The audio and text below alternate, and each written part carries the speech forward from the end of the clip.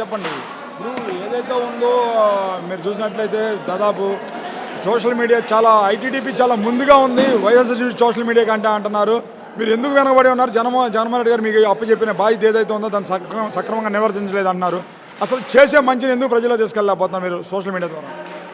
Social media ద్వారా ముందు వరుసలో ఉంది, నెంబర్ 1 స్థానంలో ఉంది మా జగన్మోహన్ రెడ్డి సోషల్ మీడియానే. ఐటీడీపీ సోషల్ మీడియా లేదు. ఉదాహరణకి ఒక ఎగ్జాంపుల్ చెప్పాలంటే వాళ్ళ టీడీపీ మొన్న ప్రకటించిన అభ్యర్థి కొలిగిపూడి శ్రీనివాసరావే ఏబిఎన్ న్యూస్ ఛానల్లో కూర్చొని ఒక మాట అన్నాడు, వైసీపీ సోషల్ మీడియా జగన్ కోసం పార్టీ కోసమే పనిచేసింది, టీడీపీ సోషల్ మీడియా పేమెంట్ కోసం పనిచేసింది. వాళ్ళ నాయకుడిని ఒక మాట అన్నా కూడా పట్టించుకోరు. మా సోషల్ మీడియా వేరు, వాళ్ళ సోషల్ మీడియా వేరు. మా నాయకుడి కోసం మేము ఎంత దూరమైనా వెళ్తాం. వాళ్ళకి ఆ తెగింపు ఉండదు, మాకున్నంత తెగింపు వాళ్ళకు ఉండదు. కానీ మరి ఏపీలో ఏదైతే ఉందో ఎంత అభివృద్ధి జరుగుతుంటే, ఇన్ని పోర్టులు, ఎంత డెవలప్మెంట్స్ జరుగుతుంటే కనీసం సోషల్ మీడియాలో అప్లోడ్ చేయలేకపోతున్నారు. అటు చూస్తే ఐటీడీ ముందంజలు ఉందని ఊహాగానాలు, అది నిజం కాదంటారా? జరుగుతున్న అభివృద్ధి వాళ్ళ కళ్ళకు కనపడదు. ఎందుకనంటే వాళ్ళ కళ్ళకు కనపడింది పచ్చ కామెరలోడికి లోకమంతా పచ్చగానే కనపడిద్ది అన్నట్టు వాళ్ళకి కనపడదు. జరుగుతున్న పోర్టులు కానీ, కాలేజీలు కట్టేవి కానీ, మెడికల్ కాలేజీలు కానీ, లేకపోతే సచివాలయ వ్యవస్థలు కానీ, ఇలాంటివన్నీ అభివృద్ధి చెందుతా రోడ్ల వ్యవస్థ కానీ మొత్తాన్ని 1 by 1 చేసుకుంటూ వస్తుంటే ప్రజలు ఇచ్చిన ఈ అధికారం 5 ఏళ్లలో 2 ఏళ్ళు కరోనాకే పోయింది. మిగతా 3 ఏళ్లలో ఇంత డెవలప్మెంట్ చేస్తే ఇంత డెవలప్మెంట్కి మళ్ళీ కాలేదు, చేయట్లేదు అని ఊరికి ఒక బురద జల్లే ప్రయత్నం తప్పితే, నేను ఈ సందర్భంగా చంద్రబాబు నాయుడు గారిని ఒక సూటి మాట అడుగుతాను.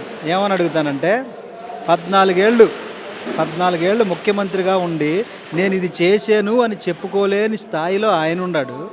నేను ఇది చేశాను, చేస్తేనే నాకు మీరు ఓటేయండి అని చెప్పుకునే స్థాయిలో ఈయన ఉన్నాడు.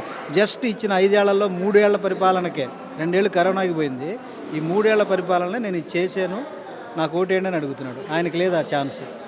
మరి ఇంక అభివృద్ధి జరగలేదని వాళ్ళంటే సరిపోద్దా? గెలుస్తారంటారు రేపు రావేసిన జగన్? 100% అండి, పక్కా. జగన్మోహన్ రెడ్డి గారి టార్గెట్ 175కి 175. ఆ కాన్ఫిడెన్స్ వేరు, ఆ లెవెలే వేరు. చూస్తే పార్టీలన్నీ ఏకమై ఉన్నాయి కదా. పార్టీలకు చెప్పాడు కదా, ఎప్పుడు ఆయన ఒక్కడగానే వస్తాడు, పొత్తులనే పెట్టుకోడు. వాళ్ళు ఒకటి కాదు, బీజేపీ వచ్చినా, జనసేన వచ్చినా, లేకపోతే సిపిఎం వచ్చినా, ఇంకొక పార్టీ కలిసి వచ్చినా చంద్రబాబు నాయుడికి ఒకటండి. చంద్రబాబు నాయుడికి ఇప్పుడు అవసరం, పొత్తు అనేది అవసరం. ఆ పొత్తు లేకపోతే ఆయన బతికే స్థితి లేదు. ఆయనకే ఇవే చివరి ఎలక్షన్లు. ఈ ఎలక్షన్లతో లాస్ట్కి అయిపోయింది. ఈ ఎలక్షన్ క్లోజ్ అయిపోయింది అనుకో, గెలవలేదనుకో, ఇక పార్టీని, జెండాని, ఆయన వయసుని రిటైర్డ్ ఇచ్చి ఇంట్లో ఉండటమే. కాబట్టి ఏంటంటే ఆయన పొత్తుల కోసం వెంపర్లాడుతున్నాడు.